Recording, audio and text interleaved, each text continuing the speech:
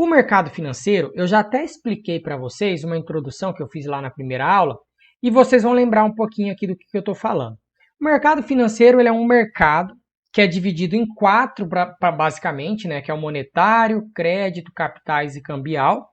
E dentro do mercado financeiro, a função básica dele é fazer intermediação de ativos financeiros. Lembra que eu falei lá na primeira aula sobre intermediação financeira entre os agentes? Né, que eu falei da principal função do sistema financeiro nacional? Exatamente, o mercado financeiro, se você pegar a definição dele mesmo, ele vai trazer justamente esse intercâmbio de ativos financeiros. Ou seja, é aquela galera que tem recurso sobrando, que recebe o nome de agente superavitário, que aplica lá num banco, e aí esse banco empresta para aquelas pessoas que têm dinheiro faltando, que eram os agentes deficitários. Claro que eu não vou explicar isso daqui de novo para vocês, que eu já fiz um esqueminha na primeira aula.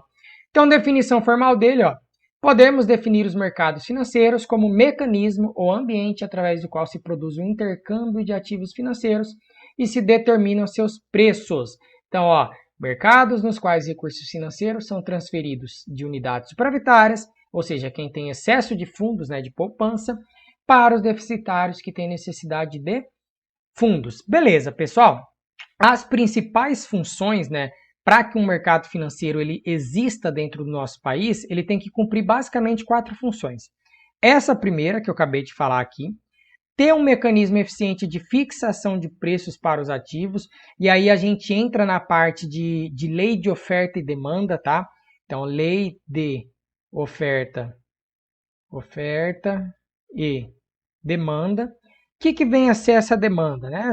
Eu acredito que a maioria de vocês com certeza já sabe o que significa demanda, né? Mas às vezes a palavrinha nova aí a gente confunde. Demanda nada mais é do que a pessoa ela querendo consumir alguma coisa. E aí a oferta é o que os empresários, de maneira geral, estão ofertando ali naquela economia. Então você basicamente cria com isso uma curva, tá? Você tem aqui o preço dos produtos naquela economia e você tem aqui a renda daquela economia. Conforme o preço vai caindo, a demanda aumenta, por isso que a curva de demanda tem inclinação descendente, e a curva de oferta ela é ascendente, porque conforme o preço vai subindo, as pessoas passam a ofertar mais produtos.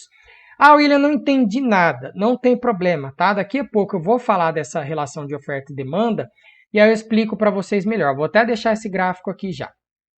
Terceira função, proporcionar liquidez aos ativos. Liquidez é o quê? Facilidade de você converter o seu ativo em moeda. Então, por exemplo, eu fui lá e comprei um determinado ativo lá no mercado financeiro. Vamos supor que eu comprei um ativo dentro do mercado de capitais, que por sua vez faz parte do mercado financeiro. Então, comprei lá uma ação. Comprei uma ação aqui. Quando eu compro essa ação, em um determinado momento eu vou querer vender essa ação para alguém. Se eu não tenho liquidez, significa que eu não consigo converter esse meu ativo em dinheiro. Eu não consigo fazer isso. Agora, quando eu tenho liquidez, quer dizer que eu tenho facilidade de converter os meus ativos em moeda, em dinheiro. Então, sempre que essa palavrinha liquidez aparecer, você vai dizer o quê? Facilidade de converter o ativo que você tem em dinheiro. Um dos principais ativos que a gente tem, que tem baixa liquidez, são os imóveis. Os imóveis, de maneira geral, quando você coloca uma casa para vender, ou um apartamento para vender, você vê que você não consegue vender na mesma hora. Você não vende no mesmo dia, não vende uma semana, às vezes você demora meses, tem gente que demora anos aí para vender. Então é um ativo que tem baixa liquidez. Então uma das funções que o mercado financeiro tem que cumprir é proporcionar liquidez a esses ativos, você ter essa facilidade de troca, perfeito? A quarta e última função dele aqui é reduzir os prazos e os custos da intermediação. Intermediação do quê? Entre os agentes superavitários e os agentes deficitários, ou vice-versa. Beleza? Perfeito. Aí nós temos aqui as características que o mercado financeiro deve ter. Então presta atenção no seguinte. Isso que eu estou falando, esse primeiro que eu falei aqui, são as funções que o mercado financeiro precisa ter. Agora eu vou falar das características que todo mercado financeiro deve ter. E aí elas são divididas em duas, basicamente. Você tem as características do tipo institucional e tem as características relacionadas à oferta e demanda, que aí eu falo dessa curva aqui pra gente. Essa institucional, bem tranquila, né? Transparência, você vai ter possibilidade de obter informação, ó, de forma fácil, barata, rápida, beleza, tranquilo. Liberdade, então, ó, não existência de limitações de entrada ou saída de compradores e vendedores e da liberdade para negociar prazos e quantidades desejadas e formar o preço. Beleza, duas características institucionais aí para gente, transparência e liberdade. Quanto às características relacionadas à oferta e demanda, aí vou pegar uma outra cor aqui de caneta para explicar melhor. A primeira delas é a profundidade. O que significa um mercado ser considerado profundo? Ó, é quando existe ordens de compra e venda acima e abaixo do preço de equilíbrio. Como assim acima e abaixo do preço de equilíbrio? Não sei se eu estou aí na frente, né? Deixa eu virar um pouco aqui, ó. Aí eu acho que dá para você visualizar, né? Ou para esse lado aqui, não sei. Aí você visualiza ali. Se não, pega a apostila, tá lá no site, você vai visualizar tranquilo. Olha esse gráfico aqui, pessoal. Aqui eu tenho o preço, tá? O preço da economia como um todo. Preço para quem demanda e preço para quem oferta. E aqui eu tenho a renda daquela economia. A curva de demanda, eu falei para vocês que ela tem inclinação descendente. Por quê? Porque, ó, presta atenção. Vamos supor que aqui seja o preço de R$10. Quando o preço está em R$10, a quantidade demandada, ela vai ser uma determinada aqui, ó. Eu vou traçar essa linha azul aqui, tocando na linha vermelha, para eu achar a quantidade demandada. Digamos que seja de 5 unidades. Estou chutando valores. Conforme o preço cai, ó, digamos que o preço ele vem aqui para R$3, o que vai acontecer com a demanda? Ó, se eu pegar a linha e traçar até a curva de demanda, eu vou aumentar a quantidade demandada. Digamos que aumentou para 10. Então, as pessoas passam a consumir mais conforme o preço cai. Natural. Quanto menor o preço de uma coisa, mais a gente quer consumir dela. Isso é demanda. E a oferta, né? Eu coloquei essa letra S aqui, porque significa supply em inglês, né? Assim que os economistas trazem, mas não precisa se preocupar com isso. É só para você entender essa lei. A oferta, pelo contrário, imagina que você é um empresário, você está vendendo os seus produtos. Quanto mais caro for o seu produto, mais você vai querer ofertar dele, obviamente, né?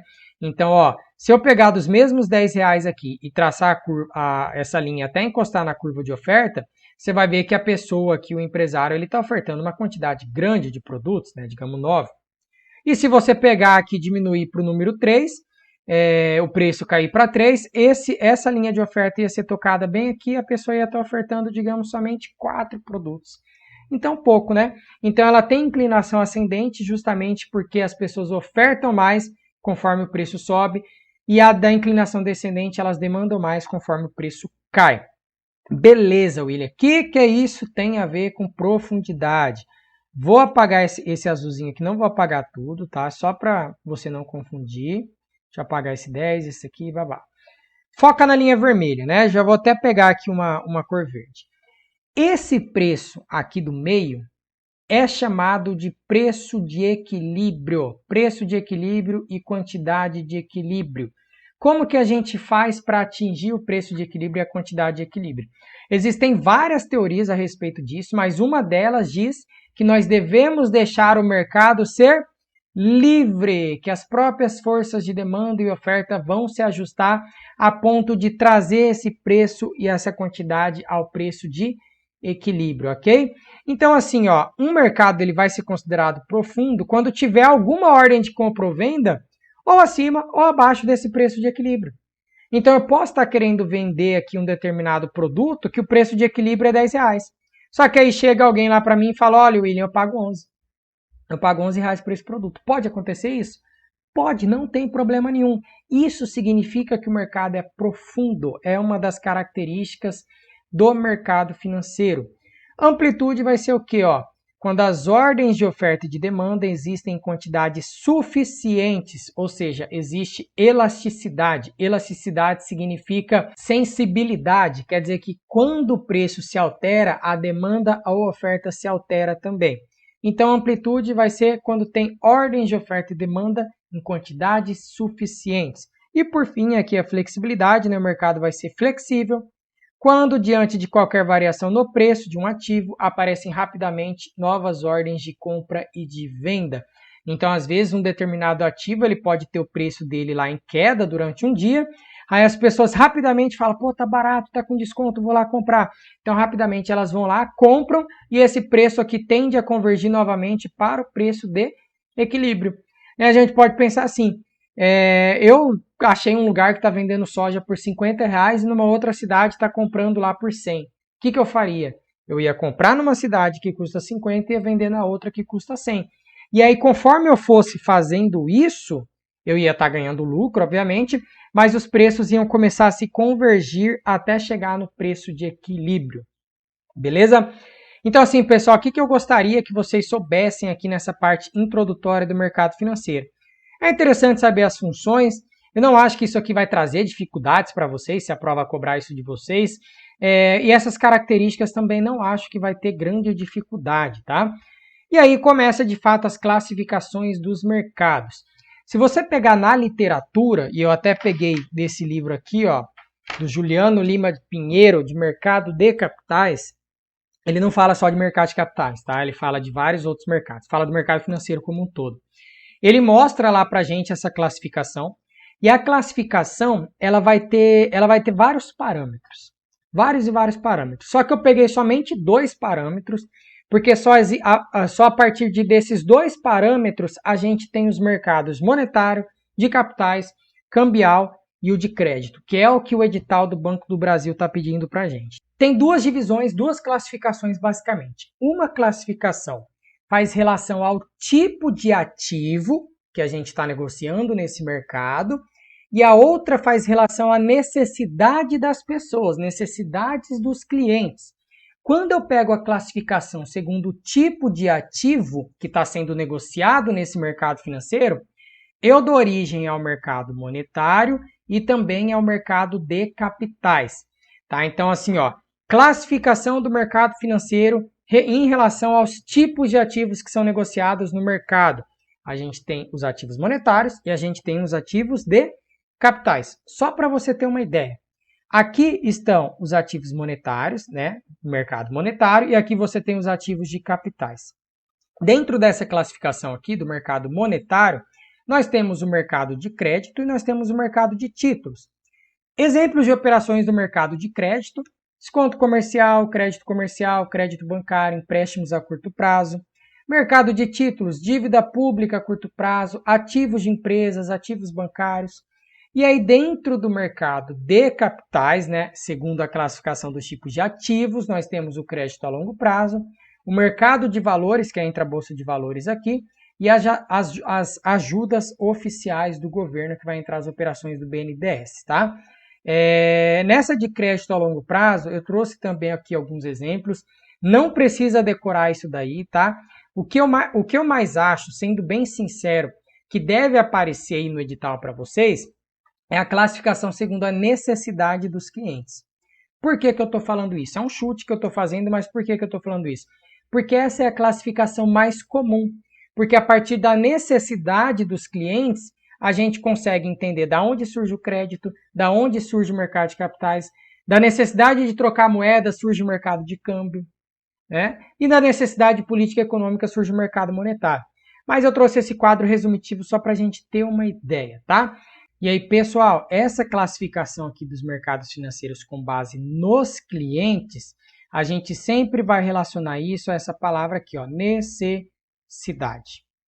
Então, conforme vai surgindo as necessidades das pessoas, do governo, das empresas, a gente vai dando origem para cada um desses mercados.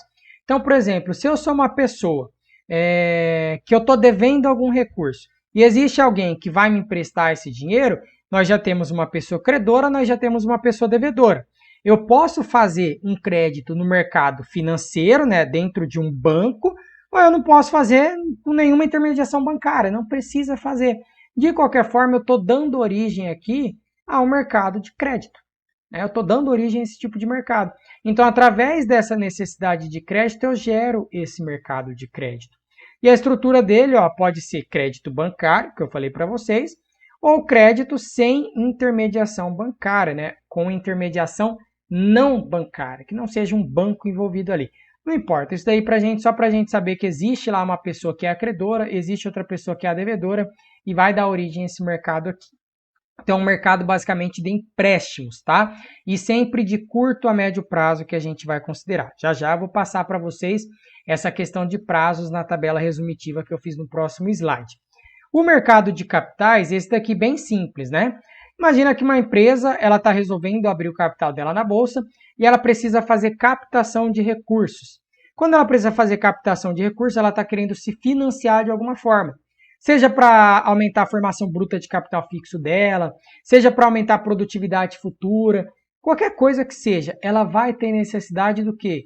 De capital. E aí vai gerar o mercado de capitais, ó, vai captar a poupança dispersa pelas diversas unidades econômicas para complementar a poupança interna das empresas. Vai financiar a formação de capital da economia. Então, quando eu explicar para vocês o processo de underwriting de uma empresa, que é o processo de abertura de capital dela, a gente vai ver exatamente isso na prática. A empresa captando recursos lá no mercado primário, quando ela acaba de abrir o capital dela na bolsa. Ok? E aí a necessidade aqui de trocar moeda, surge o mercado de câmbio, tranquilo. E o mercado monetário, ele surge da necessidade de políticas monetárias do governo. Tá? Se você pegar aqui o principal participante desse mercado monetário, vai ser justamente o governo, que necessita desse mercado para realizar políticas econômicas e gerenciá-las. E aí vocês devem se lembrar, que eu já expliquei de políticas monetárias aqui, de expansionistas e contracionistas. Né? Quais seriam os exemplos? Eu tenho o open market, que é a compra e venda de título público. Eu tenho a política monetária mais comum de todas, que é a elevação ou diminuição da taxa de juros, né? A taxa de juros básica, a Selic. Ainda vou explicar para vocês também a aula de economia, o que isso impacta para a gente. Mas, por enquanto, a gente só tem que entender que nesse mercado monetário aqui, a gente vai ter essa necessidade de política monetária, seja ela expansionista ou contracionista. Expansionista, o nome já diz, é quando o governo, de alguma forma, ele está injetando dinheiro na economia. Então, você aumenta a quantidade de moeda em circulação. Isso é aumento de liquidez. Isso é uma política monetária expansionista. E quando você faz contracionista, você está tirando dinheiro de circulação. Perfeito? E aí você deixa a economia menos líquida. E aqui entra também a questão de rolagem da dívida do governo. Aí eu trouxe um quadro resumitivo aqui para a gente ver as operações que existem em cada um desses mercados. Então, por exemplo, no mercado de crédito, ele vai suprir aqui as necessidades de curto e médio prazo. Capital de giro, né? Às vezes a empresa ela quer pegar um capital para fazer o pagamento das folhas de pagamento dela lá durante um determinado mês. As pessoas pegam capital para consumir de curto prazo. Aí aqui entra crédito consignado, crédito direto ao consumidor, o famoso cheque especial, que um monte de gente tem, né? Cartão de crédito, leasing, que é o famoso arrendamento mercantil, financiamento imobiliário, financiamento de capital de giro, financiamento de máquinas e equipamentos. Então, assim, praticamente todas as linhas de crédito estão dentro do mercado de crédito. É os tipos de operações que a gente pode trazer aqui. No de capitais, aqui sim surge o financiamento de longo prazo. Tá? Então, ó, no crédito a gente tem curto e médio prazo e o de capitais a gente tem longo prazo para a empresa adquirir bens duráveis, né? Formação bruta de capital fixo. E aí os exemplos que a gente tem são títulos de renda fixa de longo prazo, debêntures. Debenture é o quê? Ela é um título corporativo que é emitido por uma sociedade anônima de capital aberta não financeira, ou seja, não pode ser bancos, que emite uma debênture, que é um pedaço da dívida daquela companhia, com o objetivo de captar recursos para realizar um determinado investimento. E justamente investimento no quê? Em capital fixo, tá? Não é capital de giro, porque quando eu falo capital de giro, eu estou me referindo a curto e médio prazo. Quando eu falo capital fixo, eu estou me referindo a longo prazo, ok? Então, capital fixo, eu posso pensar em máquinas, vai construir uma hidrelétrica nova, é um prédio, né? Esses grandes investimentos, isso é um capital fixo. As ações que eu ainda vou mostrar para vocês como que funciona esse mercado aqui, na hora que eu chegar nas noções do mercado de capitais. Outros exemplos, letra financeira, certificado de recebíveis imobiliários, certificado de recebíveis do agronegócio e fundos de investimentos imobiliários. Pessoal, não precisa ficar querendo decorar os tipos de operações que existem em cada um. O principal aqui para a gente saber é que no mercado de crédito a gente tem curto e médio prazo, de capitais longo prazo, saber para que ele funciona e por que ele existe. Isso é importante a gente saber. O monetário, ele aqui, supre as necessidades do governo de fazer a política monetária e dos agentes intermediários de caixa. Então tem operações aqui ó, de curto e curtíssimo prazo. Tem basicamente dois tipos de grupos aqui de títulos, que são os títulos públicos e os títulos privados. Esses títulos públicos aqui são os famosos títulos públicos federais, né? Letra do Tesouro Nacional, letra financeira do Tesouro, nota do Tesouro Nacional tipo B, tem a B principal e a B normal, e nota do Tesouro Nacional tipo F. São as parcelas da dívida do governo que ele emite para captar recursos e para tentar se financiar de alguma forma.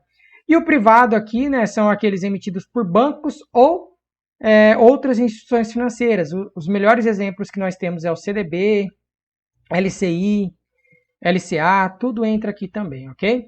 E o mercado cambial supra as necessidades quanto a essa operação de compra e venda de moeda estrangeira. Então, por exemplo, quando eu tenho necessidade de importar, eu demando moeda estrangeira, eu sou um demandante de moeda estrangeira. E quando eu tenho necessidade de exportar, eu sou um ofertante de moeda estrangeira. Você pode pensar dessa forma, né? Se eu sou um exportador, ó, suponha que eu seja uma empresa que vende soja lá para a China, eu sou um exportador. Quando eu vendo essa soja, eu recebo em moeda estrangeira, não estou recebendo real. Eu tenho a moeda estrangeira aqui comigo. Significa o quê? Que eu sou um ofertante dessa moeda estrangeira. Eu não estou demandando a moeda, eu não preciso dela, eu não quero importar nada, eu estou vendendo, eu sou um ofertante. Então, exportadores eles são considerados ofertantes de moeda estrangeira. E o importador ele é considerado demandante. Ele sim está comprando lá de fora, ele precisa pagar em moeda estrangeira. Ele não vai comprar lá dos Estados Unidos com real brasileiro, né? Ele vai precisar de dólar, então ele é um demandante. Então, a partir dessas operações surge o mercado cambial, que eu também vou explicar isso que eu acabei de falar para vocês com calma. Vou falar o tipo de câmbio que o Brasil usa, né? O câmbio flutuante sujo, sem banda cambial. Vou explicar tudo isso daí para vocês detalhado. Essa aula é uma aula bem mais curta mesmo, porque eu quis trazer somente aí a introdução desse mercado financeiro aí para vocês. Se atentem, pessoal, a essa questão de prazos, essa questão de como que surge cada um desses mercados, né? Para você saber que surge através das necessidades. Ou então, quando a gente está falando de ativos, aí tem o mercado monetário, de capitais. E também fica, pelo menos, ciente dessas características e também das funções do mercado financeiro de maneira geral. Moeda e política monetária. A gente vai entender qual a relação de uma coisa com a outra. Primeira coisa, antigamente, como que funcionava a moeda na nossa economia? Antigamente a gente tinha aquele sistema de trocas diretas. Então, por exemplo, eu queria um sal no mercado, eu tinha que procurar alguém que tinha o sal e eu oferecia algum outro produto para essa pessoa. Digamos que eu tinha carne em excesso. Eu vou lá, dou carne para essa pessoa me dá o sal e todo mundo fica feliz. Então a gente precisava de ter o quê? Precisava de ter uma dupla coincidência de desejos. Aquela pessoa precisava estar querendo a carne e eu preciso estar querendo o sal. E a gente se encontra, a gente faz aquela troca. Isso era chamada troca direta. E isso aí tem a ver com o quê? Tem a ver com escambo. Era a época que não tinha a moeda na nossa economia. E aí isso dificultava bastante, né? Porque aí você sempre tinha que procurar alguém que tinha o produto que você queria e que, além disso, aceitaria o que você tinha para oferecer para essa pessoa. E aí começou a surgir as moedas na nossa economia, né? Conforme você foi tendo evolução econômica, evolução social, essas trocas diretas, elas passaram a ser trocas indiretas, ou seja, agora existe a moeda aqui no meio de duas pessoas que vai servir como meio de troca. A gente vai trocar nossas mercadorias, mas sempre utilizando o quê? A moeda, porque ela vai ser expressão geral de valor, ela vai ser referência aí para todos os produtos que existem no mercado. E aí, para a gente entender como que essa moeda se transformou em uma moeda, a gente tem que saber das três funções dessa moeda aqui. Então, presta atenção assim. Para uma moeda ser considerada moeda de fato, ela precisa exercer sempre três funções. Ela tem que ser meio de troca, ela tem que ser unidade de conta e ela tem que ser reserva de valor. Meio de troca, o nome já diz, né? É muito simples. A gente tem que utilizar ela para realizar o quê? Para realizar trocas. A gente não precisa mais dessa dupla coincidência de desejos para que eu consiga realizar uma troca. A pessoa precisa... Ela tem que estar querendo a carne para eu dar carne para ela e eu quero o sal dela, a gente pegar e se encontrar. Não existe mais isso. Agora a moeda, ela vai ser o meio de troca e vai ser aceita universalmente. Ok? Então vendi uma mercadoria, me dá moeda. Quero moeda em troca, não quero nenhuma outra mercadoria em troca. Então essa é a primeira função que uma moeda precisa exercer na nossa economia para que ela seja considerada moeda. A segunda função é essa unidade de conta. Essa unidade de conta aqui, ela faz referência ao quê? Quando eu vou lá no supermercado, se eu quiser comprar um shampoo, eu vou comprar com moeda. Se eu quiser comprar uma carne, eu vou comprar com moeda. Se eu quiser comprar um abacate, eu vou comprar abacate com moeda. Então, ela serve como referência geral de preços. Tá? Então, assim, a unidade de conta é justamente isso. As mercadorias todas de uma economia, elas são expressadas naquela moeda. Então, ela tem como referência o valor daquela moeda. E aí, tendo isso daí, a moeda ela consegue exercer essa função de unidade de conta. E a de reserva de valor é justamente o fato de que, às vezes, né, vamos supor que eu vendi uma mercadoria, recebi uma moeda por isso, eu não preciso consumir naquele exato momento. Eu posso deixar esse meu dinheiro guardado para eu consumir no futuro. Aí imagina se esse dinheiro aqui, ele de um dia para o outro perdesse 100% do valor dele. Então ela não seria uma moeda que tem reserva de valor, né? Então a moeda, para ela ter reserva de valor, ela tem que manter o valor dela, nem que seja por um curto período de tempo. Eu posso manter essa moeda comigo para eu consumir no futuro e ela ainda assim vai continuar sendo aceita na economia, ela ainda vai continuar tendo valor na economia, ela ainda vai continuar valendo para eu utilizar na economia. Então, basicamente, esses 3 pontos. Ela tem que ser meio de troca, ela tem que ser unidade de conta, ela tem que ser reserva de valor. Se você pegar aqui na definição formal, tá? Isso daqui é para vocês darem uma lida depois, eu não vou ler tudo isso daqui, porque é basicamente o que eu falei, mas aí você vai ver certinho, ó, o ativo que pode ser usado nas transações econômicas, desempenha a função de denominador comum, ó, fornece referencial para as demais mercadorias. Então todas as mercadorias vão ser cotadas de acordo com aquela moeda. Aqui da reserva de valor, ó. Como a moeda é reserva de valor, há a possibilidade de que as transações não sejam liquidadas imediatamente contra a entrega de moeda.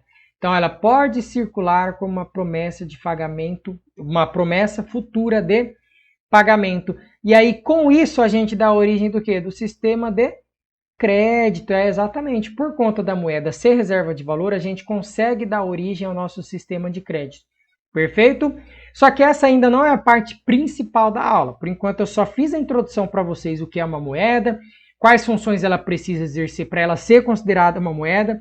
E aí eu vou dizer aqui sobre essa parte de monetização e desmonetização, que eu sei que eu ainda não expliquei para vocês, mas eu vou explicar ainda nessa aula. Monetizar a economia, pessoal, significa o quê? Ó, quando a inflação está baixa, ou seja, inflação ela significa o quê? Significa aumento generalizado dos preços. Então, quando o preço está baixo, essa moeda, ela vai ter o quê? Poder de compra. Se eu tenho inflação baixa, eu tenho mais poder de compra. A economia está monetizada. Existe liquidez naquela economia. Quando tem desmonetização da economia, é quando a inflação ela está alta, as pessoas passam a perder poder de compra, e aí as pessoas vão buscar produtos para se proteger. Então, ó, a inflação está alta. Se eu deixar meu dinheiro guardado na conta corrente, a inflação ela começa a tirar o meu poder de compra. Né? Porque o preço está subindo, eu não estou ganhando rentabilidade nenhuma, então estou perdendo poder de compra. Eu vou fazer o que para me proteger? Se eu for uma pessoa inteligente, eu vou comprar pelo menos um título público federal, né? Que é uma parcela da dívida do governo, que eu ainda vou explicar para vocês, tá, pessoal? Então não se preocupe por isso. Com isso agora. Então, monetização da economia, inflação baixa, aumenta o poder de compra. Desmonetização, a inflação está alta, diminui o poder de compra, as pessoas passam a comprar títulos. Então, ó, título é negociado no mercado? Eu consigo pegar um título e ir aí no açougue do lado e comprar carne lá no açougue? Eu consigo ir lá e comprar qualquer produto no supermercado com título público federal? Não. E aí vai falar, nós não aceitamos título público como pagamento aqui, né? Então, assim, quando a pessoa passa a consumir títulos, ela passa a comprar títulos no mercado, a liquidez da economia diminui, tem menos dinheiro em circulação. Então, isso desmonetiza a nossa economia. Perfeito? Mas fica tranquilo que a gente fala de inflação daqui a pouco. Na verdade, vamos falar já até agora, né? Porque ela aparece aqui. E aí talvez a gente ainda não tenha entendido como que isso atinge essas três variáveis. Eu já falei para vocês, pessoal, de política monetária lá na primeira aula. Então, se tem alguém que está vindo direto aqui nessa aula, volta na primeira, quando eu falei de Conselho Monetário Nacional, eu falei de Banco Central, eu falei do compulsório, eu falei do redesconto e eu falei do Open Market, que é a compra e venda de título público federal. Então não vou explicar para vocês detalhadamente aqui novamente, né? A gente só vai dar uma relembrada. Lembra do seguinte, sempre que eu aumento o compulsório, que é uma das políticas monetárias que existem no nosso país, eu estou aumentando o que, basicamente? Eu estou aumentando o dinheiro que os bancos são obrigados a deixarem guardados em uma conta do Banco Central. Isso é o depósito compulsório. Quanto maior for essa alíquota de compulsório, significa que mais dinheiro os bancos deixam guardado na conta do Banco Central. E aí, menos dinheiro esses bancos têm para emprestar para as pessoas. Isso reduz a liquidez da economia. Isso daqui vai reduzir a liquidez. Liquidez significa o quê? Quantidade de moeda em circulação. Então, reduz essa liquidez da economia. E, consequentemente, reduz a inflação e o PIB. E aí, beleza. Isso aqui é aumentar o compulsório, aumentar o redesconto. Eu tinha até explicado para vocês. E também vender o título público. Ou reduzir o compulsório, o redesconto e comprar título público, ele vai aumentar. Mas vamos entender da onde que surge isso daqui, ó. Como que a inflação é atingida, como que o PIB é atingido. E detalhe, pessoal, tudo isso que eu estou falando para vocês, ela é chamada de política monetária convencional. Porque a gente vai falar de uma política monetária também chamada de não convencional. Então isso daqui é convencional. Significa que acontece com frequência. É algo comum que o Banco Central costuma fazer. Presta atenção aqui, ó. Vamos supor agora outra política monetária, que não é nenhuma dessas três, que ela é chamada de taxa básica de juros, a famosa Selic. Selic, pessoal, ela é a taxa básica de juros da economia e ela basicamente vai guiar todas as outras taxas de juros que existem no nosso mercado. Então vamos supor, você vai no banco pedir um crédito direto ao consumidor. Você vai no banco pedir um cheque especial. Você vai lá solicitar um cartão de crédito, vai pedir um financiamento imobiliário. Tudo que envolve empréstimo envolve taxa de juros. Você vai pagar uns juros para esse banco, concorda?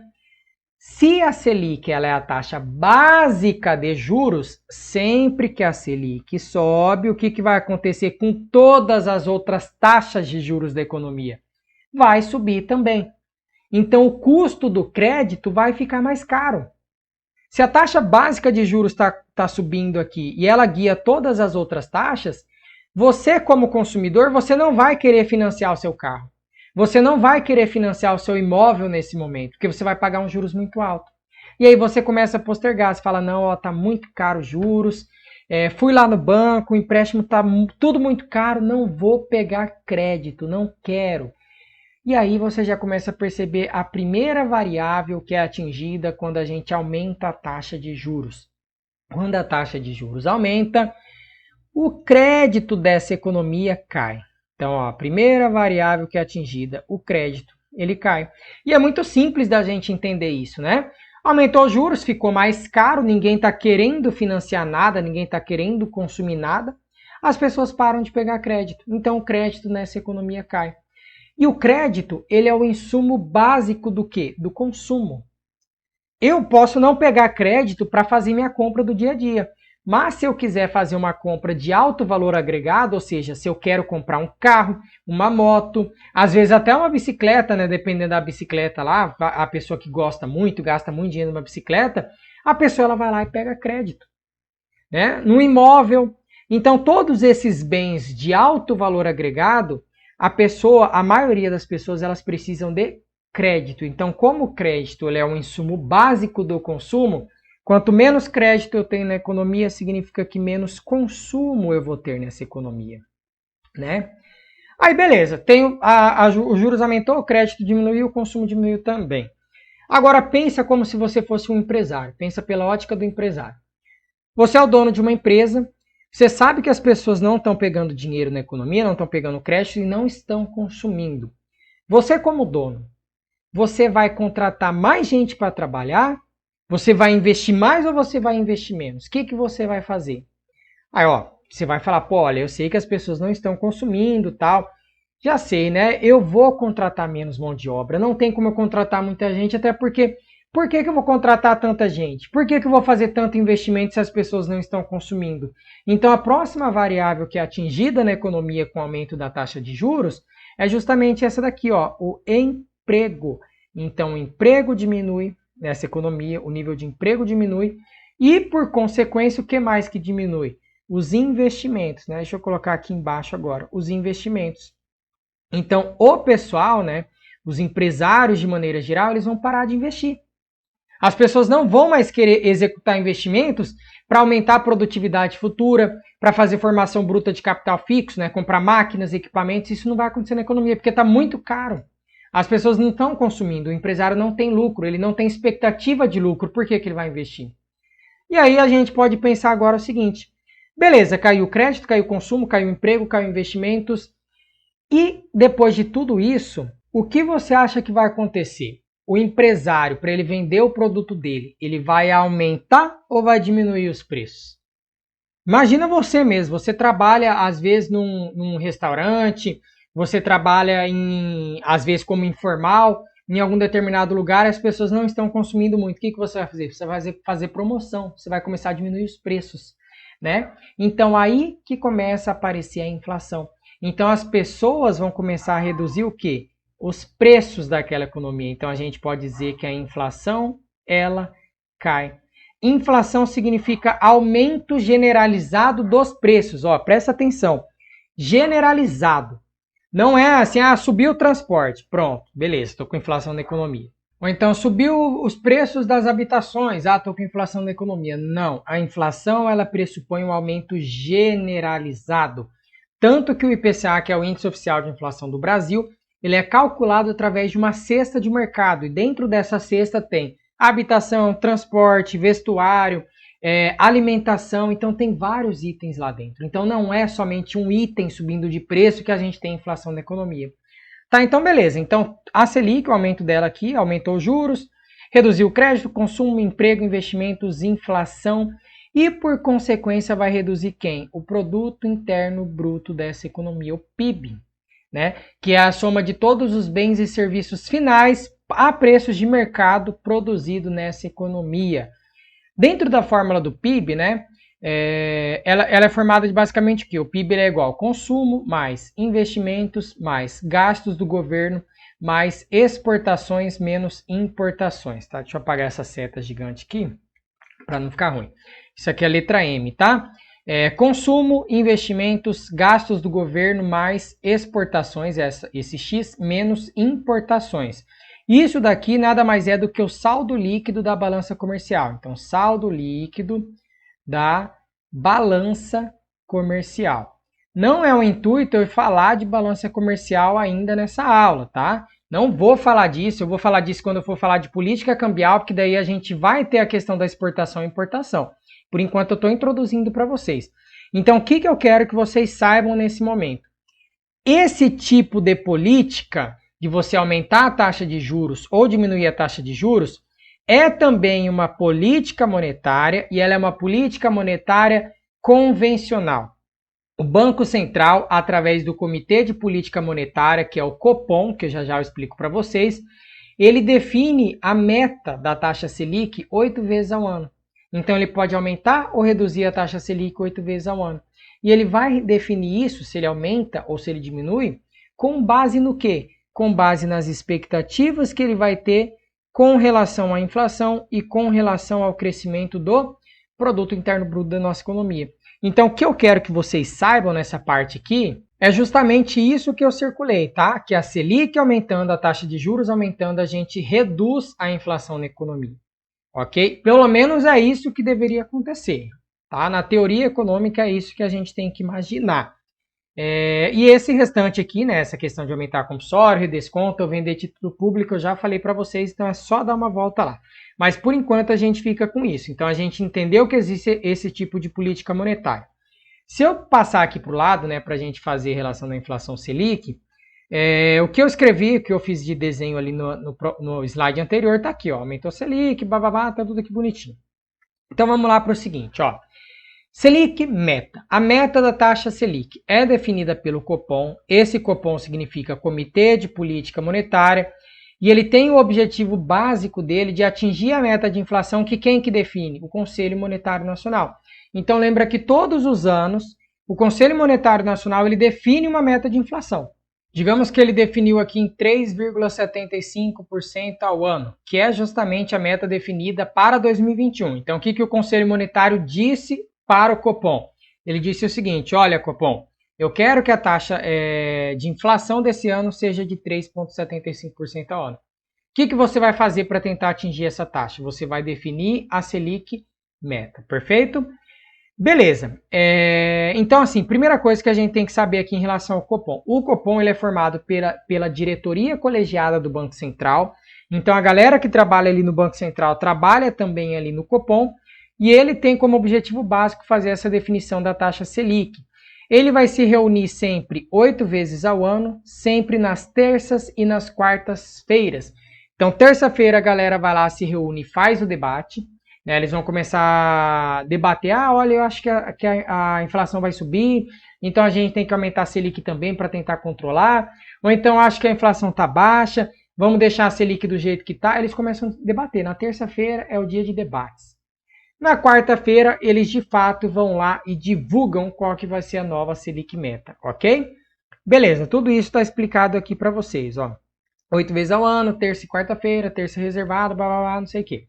Além disso, divulga relatórios de inflação ao final de cada trimestre.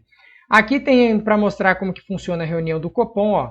Você vê que a reunião é aqui, ó, na terça-feira e na quarta. Uma semana antes, na quarta-feira, começa o silêncio do Copom.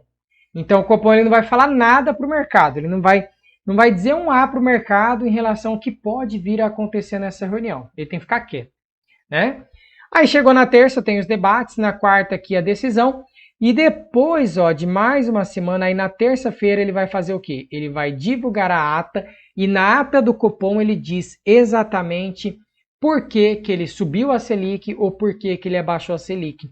Então ele faz uma ata lá com vários pontos, né, dizendo, olha, os Estados Unidos está com a economia aquecida, está fazendo muito quantitative easing, eles estão aumentando a base monetária da economia, aumentando a liquidez, nós estamos com medo que isso gere inflação, e por conta disso, talvez eles tenham que aumentar a taxa de juros. Então nós já vamos se antecipar a aumentar a taxa de juros aqui no Brasil também, para a gente evitar a fuga de capital, e por aí vai. Né? Então, assim, aí ele divulga a ata, ele diz todos os motivos pelos quais ele decidiu alterar essa taxa da Selic. Perfeito, então os objetivos em resumo aqui do nosso Copom é implementar a política monetária, definir a meta da taxa Selic e analisar o relatório de inflação. Isso daqui, pessoal, índice de preços ao consumidor amplo, ele é o nosso índice, tá escrito aqui, né? Nem vou apagar aqui, ó. Índice oficial de inflação do Brasil, tá? Existem outros índices de inflação, por exemplo, o índice geral de preços ao mercado, que é aquele famoso IGP-M, só que esse aqui é um índice que vem do atacado, calculado e divulgado pela FGV, a gente não quer saber disso, a gente quer saber do índice oficial de inflação do Brasil, que é o IPCA. Esse sim, ele é um índice do varejo, e ele é calculado e divulgado pelo IBGE. E aí, como eu falei para vocês, ó, tem uma cesta de mercado que é utilizada para cálculo do índice. Preciso saber como que é formada essa cesta inteira aí do índice? Não preciso, mas pelo menos saber que ó, tem habitação, tem transporte, tem vestuário, tem saúde, tudo isso está lá dentro da cesta de mercado que é utilizada para calcular essa variação dos preços aí. Aí, para você saber que quem calcula e divulga é o IBGE, você pode sempre pensar assim, ó, qual que é o órgão oficial de estatística do Brasil? IBGE. E qual que é o índice oficial de inflação do Brasil? IPCA. Ele pesquisa famílias aqui que recebem de 1 a 40 salários mínimos. A meta do IPCA é definida pelo Conselho, como eu já tinha dito aqui, e é divulgada aproximadamente no 8º dia útil do mês. Tá, pessoal? E ó, só pra gente falar, essa meta aqui é o centro da meta que foi definido, mas ele sempre coloca um teto para cima e um teto para baixo. Então a meta ela pode variar 1,5 para cima e 1,5 para baixo. que foi definido nesse ano, né? No ano que vem vai ser diferente. E aí a gente entra para falar de operações compromissadas, para a gente entender da onde surgem as principais taxas de juros no mercado e entender também o que? Qual é que está sendo o debate atual desses depósitos remunerados que vai existir lá no Banco Central. Acredito que é só questão de tempo, né? Já foi aprovado lá pelo Senado. Se eu não me engano, falta só a sanção do presidente. Então deve acontecer, o mais breve possível deve acontecer essa questão desse debate. Mas vamos deixar isso para o próximo slide. Pessoal, presta atenção no seguinte. Eu vou botar um quadro branco aqui, porque eu vou fazer um desenho mais bonito que esse daí. Cadê? Pera aí. Tela branca. Beleza. Presta atenção aqui, ó. Aqui eu tenho um determinado banco, uma determinada instituição financeira, e todos os dias essa instituição financeira ela capta recursos, ela pega dinheiro da galera e ela empresta recursos, né? Isso aí a gente já viu. Pode ser que esse banco, em um determinado dia, ele capte menos recursos do que ele empresta, ou seja, ele acaba ficando com caixa no negativo. Então ele emprestou muito mais, ó, tem muito mais dinheiro aqui, ó, RS, tem muito mais dinheiro aqui, ele emprestou muito mais do que ele captou e ele ficou com caixa negativo. O que esse banco poderá fazer? Primeiro passo, ele pode solicitar ao emprestador de última instância um recurso emprestado, porque esse banco ele não pode fechar o caixa dele negativo, isso aí não pode acontecer. Tá? Existem vários acordos aí chamados de Basileia 1, Basileia 2, Basileia 3, o último de 2010, que proíbe que o banco ele feche esse caixa aqui no negativo dele. Então, o que esse banco ele vai ter que fazer? Ou ele vai pedir dinheiro emprestado ao Banco Central, e quando ele pedir dinheiro emprestado ao Banco Central, ele está pedindo para o emprestador de última instância, e daqui a gente surge aquela taxa de redesconto, né, que eu expliquei para vocês.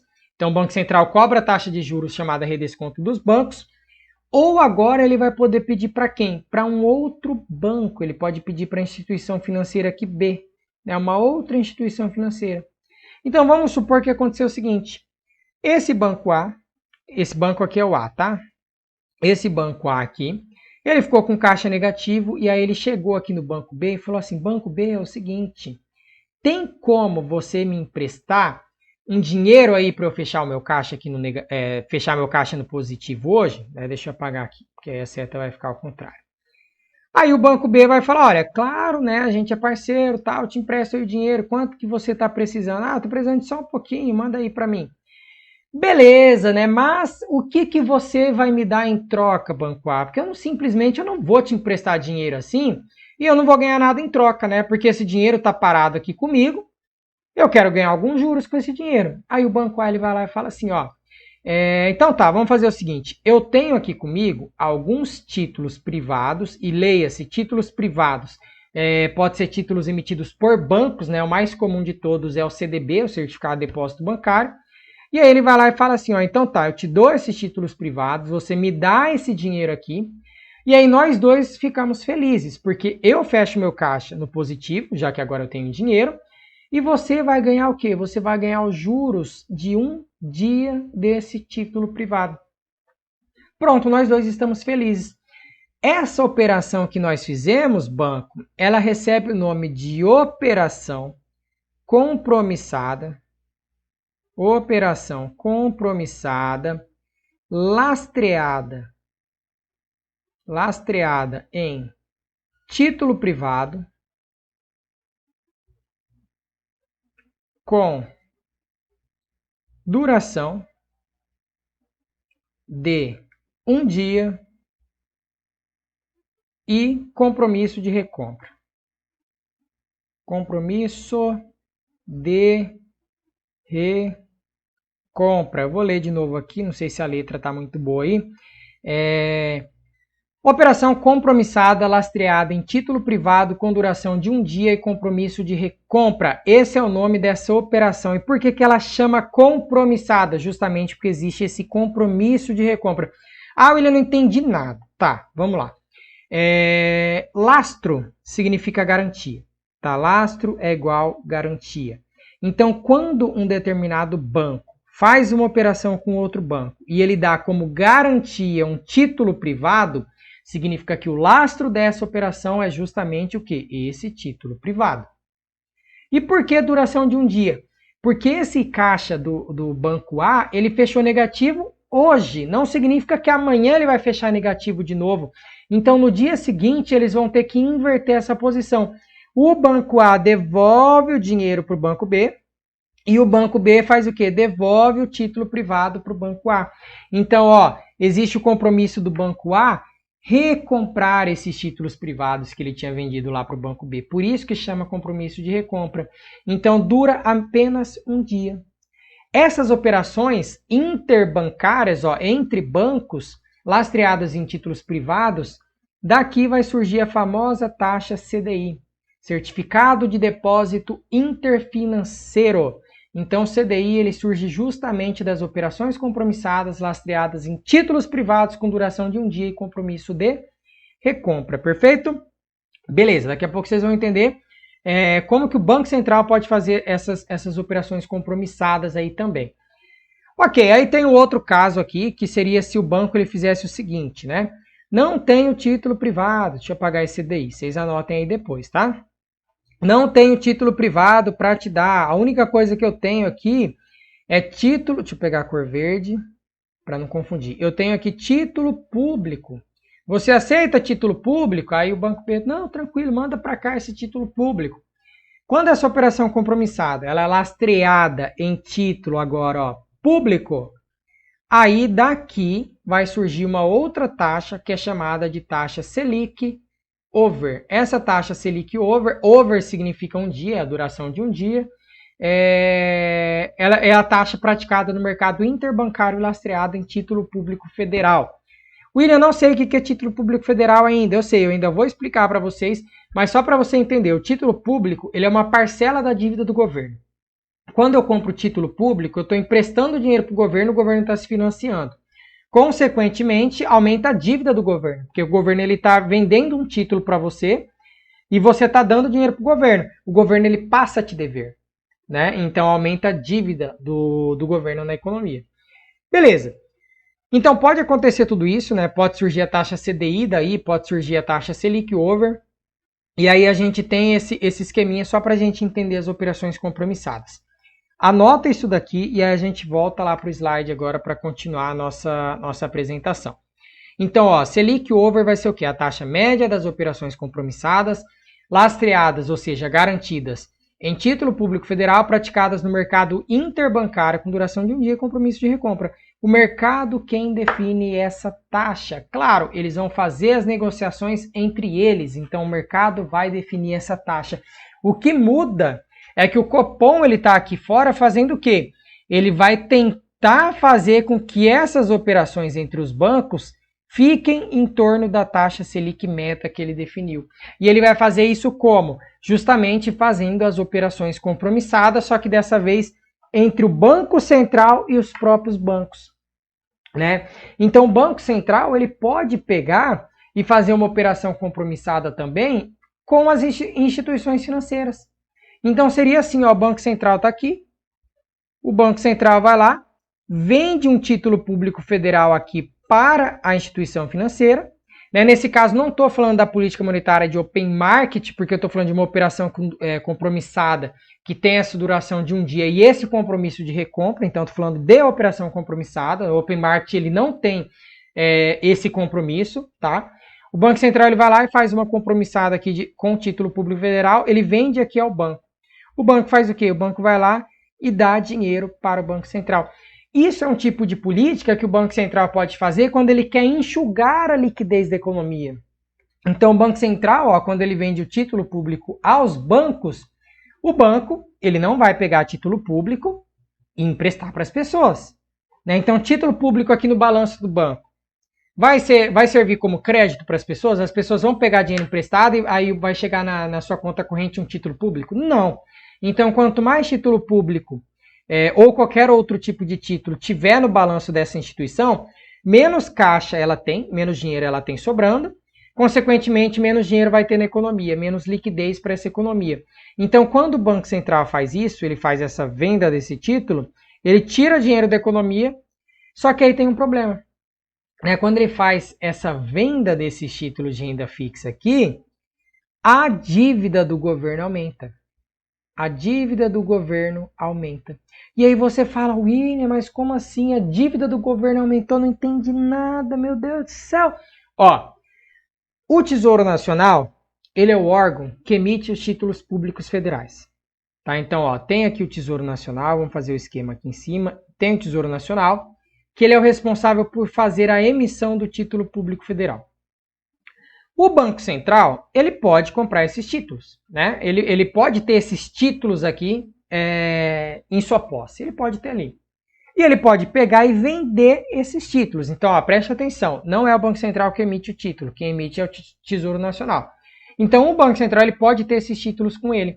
Só que toda vez que ele vende esses títulos aqui, é a mesma coisa, né? A gente pode pensar que isso acaba se confundindo uma coisa com outra. A mesma coisa do Tesouro Nacional está fazendo o quê? Vendendo esse título para o mercado. Só que agora tem uma intermediação. O Banco Central está fazendo isso.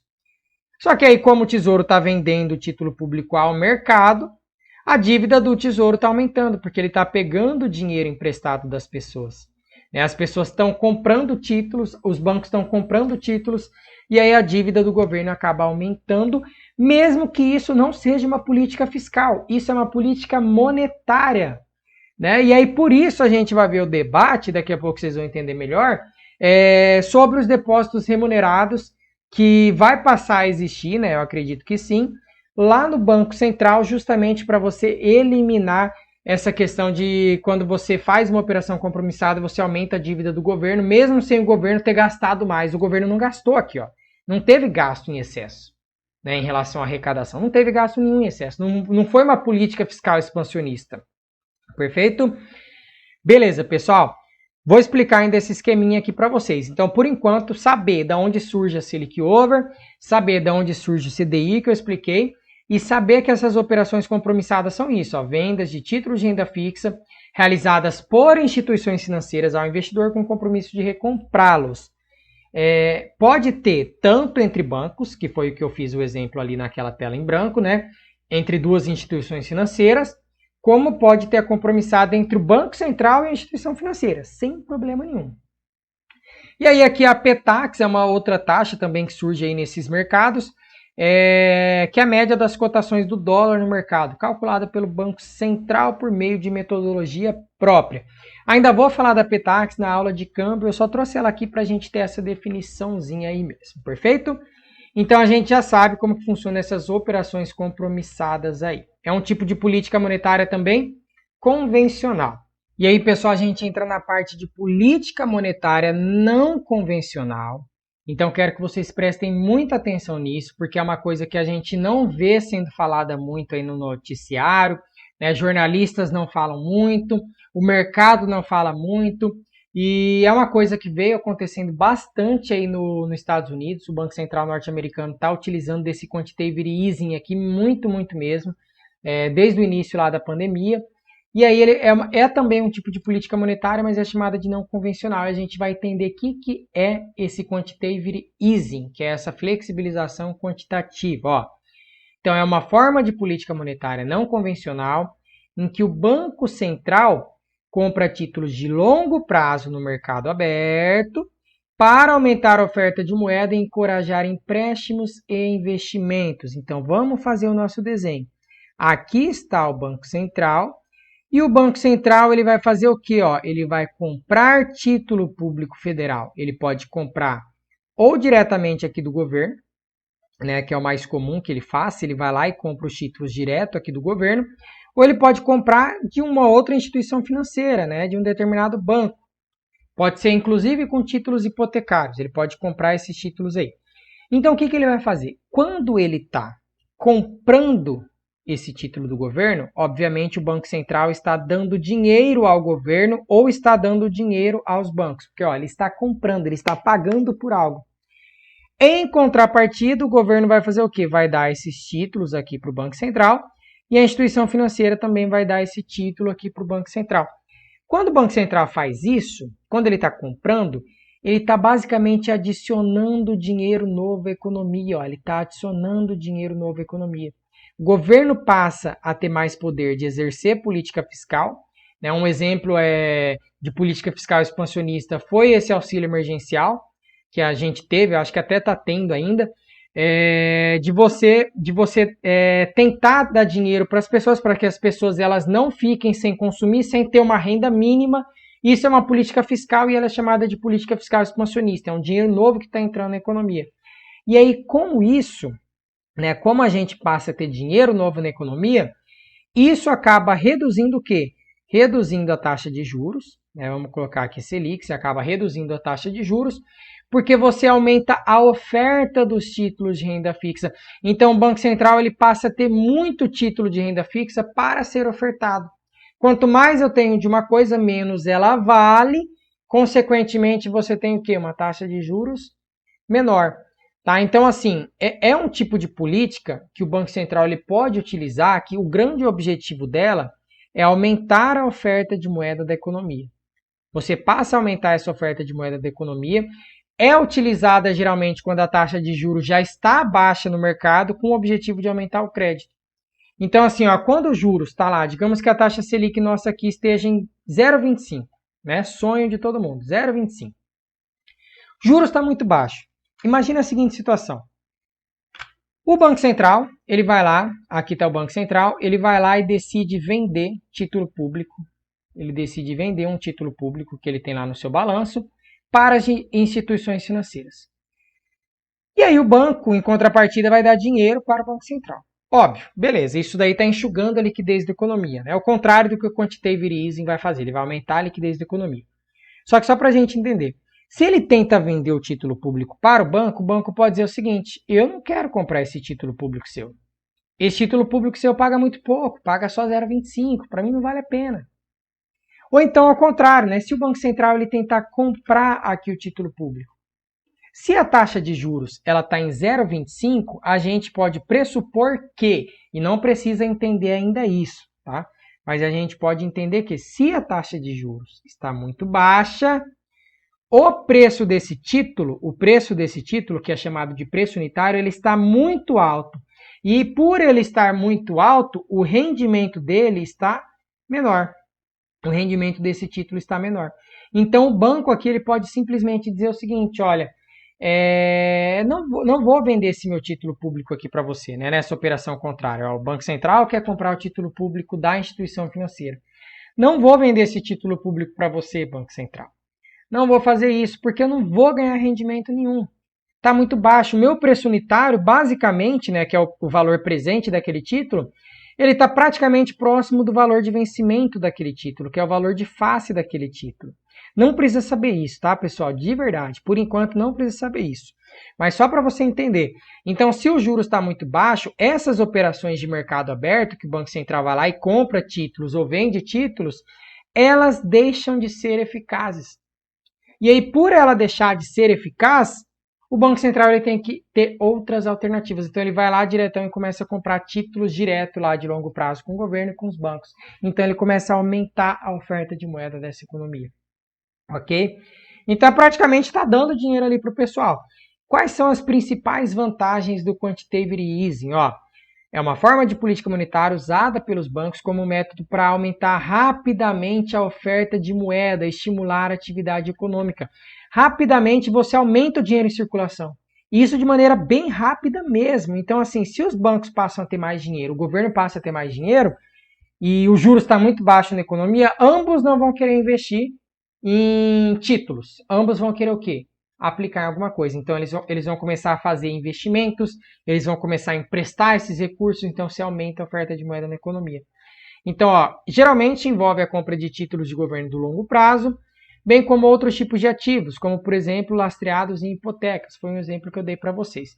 E aqui está o que os Estados Unidos fez, né? Ó, em resposta à paralisação econômica causada pela pandemia, em 15 de março de 2020, o Federal Reserve dos Estados Unidos anunciou um plano de quantitative easing de mais de 700 bilhões de dólares. Isso aqui aumentou depois, tá? Ele foi o inicial, ele aumentou, ó, Ele praticamente falou assim, nós vamos injetar 700 bilhões de dólares na economia, né? Regaçou de colocar dinheiro na economia, colocou muita liquidez na economia através de uma política monetária não convencional.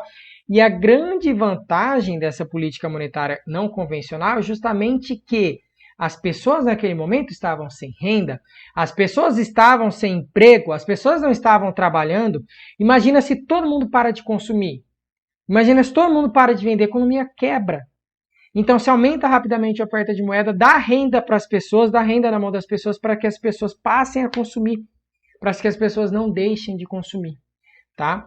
E aí depois, aí, em junho de 2020, ele estendeu seu programa aqui, o Federal Reserve, comprometendo-se a comprar pelo menos 80 bi por mês em títulos do Tesouro e 40 bi em títulos lastreados em hipotecas. E as principais desvantagens, né? Claramente, se os bancos centrais aumentarem a oferta de moeda, isso pode criar inflação, sem dúvida nenhuma. Se muita moeda tem na economia, pode ser que o preço comece a subir. As pessoas vão consumir, os empresários não aumentaram as suas ofertas, a oferta não acompanha a demanda, então quando a demanda supera a oferta, claramente a oferta faz o quê? Vai ter que aumentar os preços. Você pode pensar assim, ó, tem 5 carros vendendo na concessionária.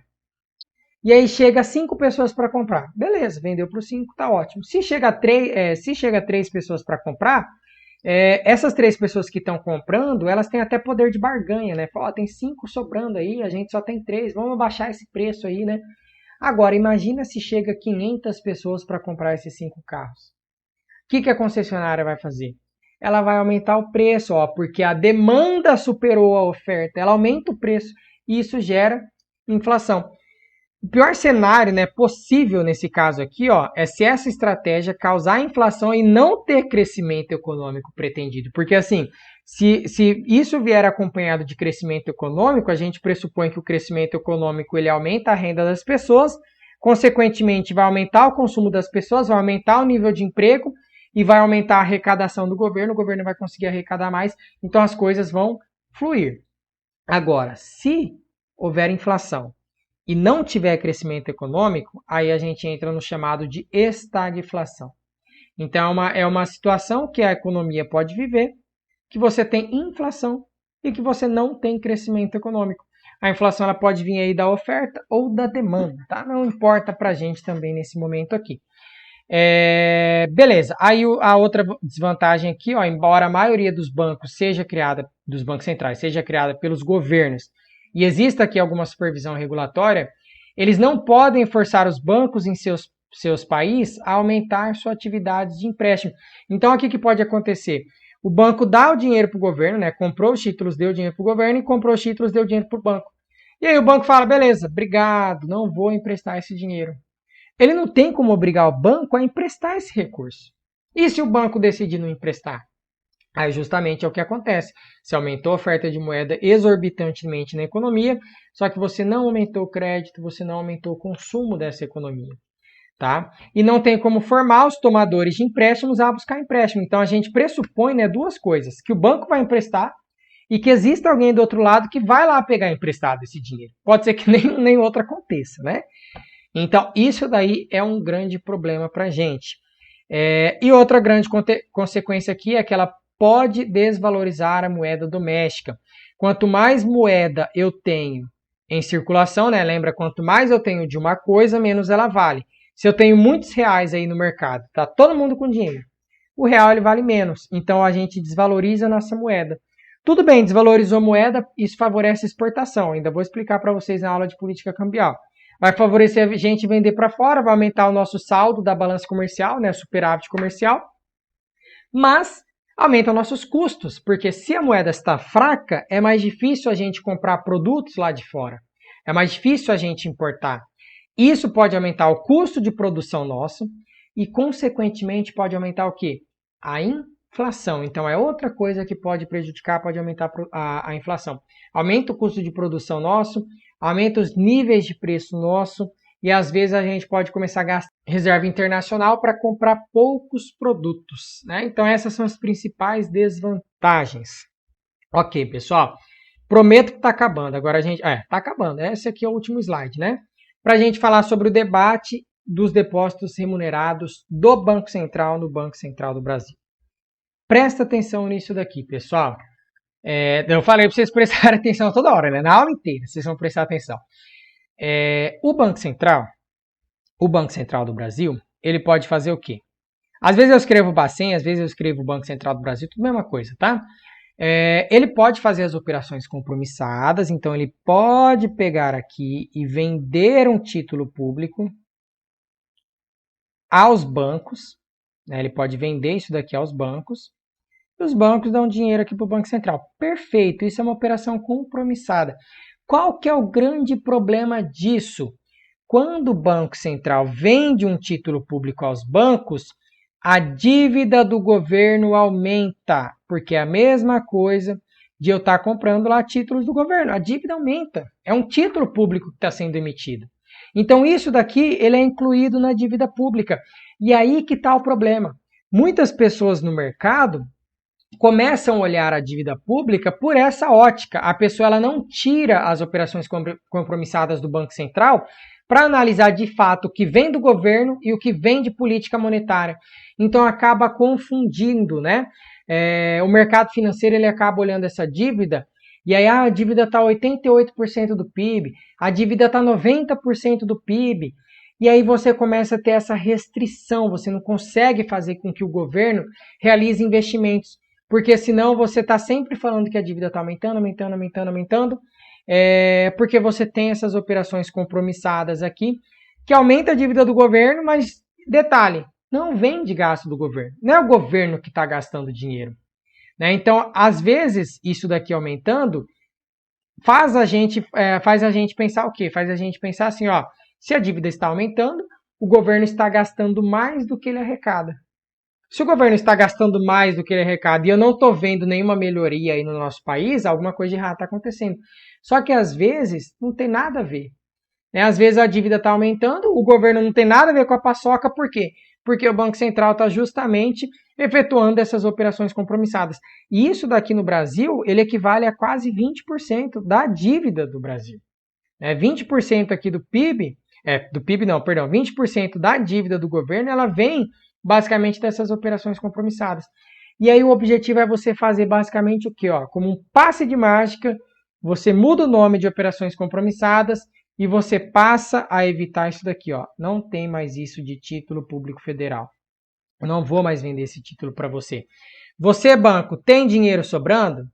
Quer ganhar juros? Ao invés de você comprar um título comigo, porque daí você ia ganhar juros, você simplesmente pega o seu dinheiro e coloca aqui no Banco Central em um depósito remunerado. Pronto. Agora a gente eliminou essa trajetória de alta da dívida do governo. Olha que loucura, né? Isso aqui acaba sendo assim, não é um artifício contábil, tá? Não pense que é uma manobra, uma falcatrua, algo errado que está ocorrendo. Não, não é. Tá? O Banco Central norte-americano faz isso, os vários bancos centrais do mundo faz isso, porque aí você tem a grande vantagem que é justamente separar o que é do governo, para que é o do governo, que é do Banco Central, que é a política monetária, para ficar com o Banco Central, que é a política monetária. Então você separa, você traz mais transparência para a economia. Né? Então, assim, agora, isso aqui sendo aprovado, esse projeto de lei 3877/2020, ele já foi aprovado lá pelo Senado, parece, se eu não me engano, só falta a sanção do presidente, eu dei uma olhada hoje aí nisso. Então, assim, ele sendo aprovado, agora os bancos vão simplesmente poder pegar dinheiro e guardar no Banco Central. E aí, com isso, esse depósito que eles estão fazendo vai ser o quê? Vai ser remunerado uma porcentagem. Vantagem, não tem nenhum título público sendo envolvido aqui no meio, não tem essa operação compromissada, e isso daqui não vai fazer com que a dívida do governo aumente. Tá? A dívida do governo vai continuar lá, tranquila no patamar que ela já estava. E aí, que acontece nesse debate aí? O debate que está ocorrendo aí atualmente é o seguinte, se o Banco Central fizer isso, quantos por cento que o Banco Central vai de remunerar esses depósitos? Né? Porque senão imagina, vou pagar uma porcentagem muito elevada e os bancos aí só vão querer ficar guardando dinheiro do Banco Central. Os bancos não vão querer mais pegar esse dinheiro e emprestar para as pessoas. Isso é um dos debates. Só que aí não, né? O que aconteceu? foi incluída na lei o seguinte, ó, essas remunerações, essa porcentagem que o Banco Central vai pagar para a instituição financeira, serão estabelecidas pelo banco, obviamente, de acordo com o prazo daquele depósito, mas não poderão ser maiores do que os juros pagos pelo Tesouro Nacional, tá? Não vai poder ser maior. Então, assim, não vai existir isso de o banco aqui, ele falar, não, vou só guardar dinheiro no Banco Central, não vou mais emprestar, vou deixar lá pro resto da vida no Banco Central, vou ficar ganhando dinheiro aqui, pronto. Isso daí prejudicaria a economia. Então, isso não vai acontecer. É um dos debates aí que tinha. E aí, o outro debate é justamente esse que eu expliquei.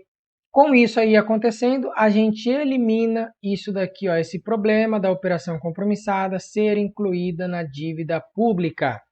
Existe, parece, se eu não me engano, uma expectativa de que se isso for aprovado, né, isso aí sendo sancionado mesmo, a nossa dívida pública pode reduzir em 20%, e aí com isso o governo ele vai passar a ter mais espaço para realizar uma determinada política fiscal. Então, se ele quiser fazer uma política fiscal de investimentos, ele vai ter mais espaço, não vai ficar sendo martelado a todo momento pelo mercado, dizendo que a dívida pública está em 100% do PIB, a dívida pública é isso, aquilo, entendeu?